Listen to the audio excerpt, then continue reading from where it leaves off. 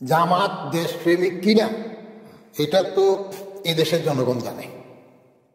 হ্যাঁ, জামাতের একটা কোয়ালিটি আছে, সেটা হলো জামাত এত ডিসিপ্লিন যে তারা কমিউনিস্টের চাইতে বেশি শৃঙ্খলা মানা চলে। এক, আমি বাইতুল মুকাররমে বহু আগে জামাতের এক সমাবেশে আমার জানাশোনা একজনকে পেলাম। ও রোকন ফোকন না, ওদের কি আছে না, তখন ছাত্র শিবির আগে ছাত্র সংঘ, সেখানে ওরা দেখলাম বাইতুল মুকাররম পূর্বভাষে লাঠি হাতে গেটে দাঁড়ানো।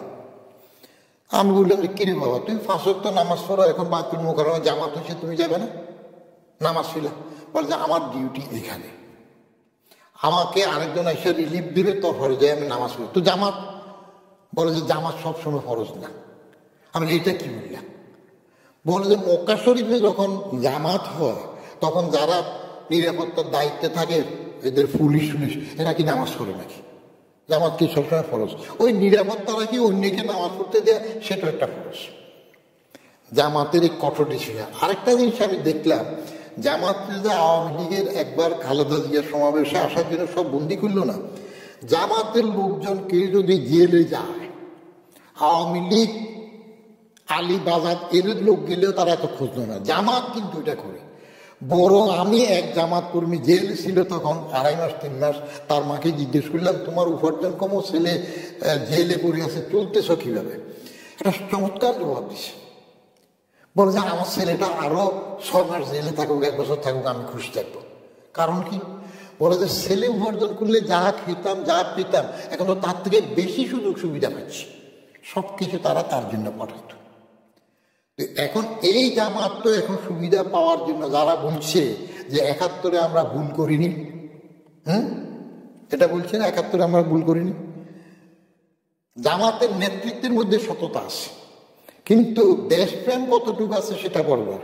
কারণ আমি নিজে তো খালেদা জিয়ার আমলে জামাতের 2 মন্ত্রীর পতাকা উড়ানো দেখছি, তাদের সাথে কাজ করেছি ক্যাবিনেট মিটিংয়ে, নিজামী এবং মুজাহিদ।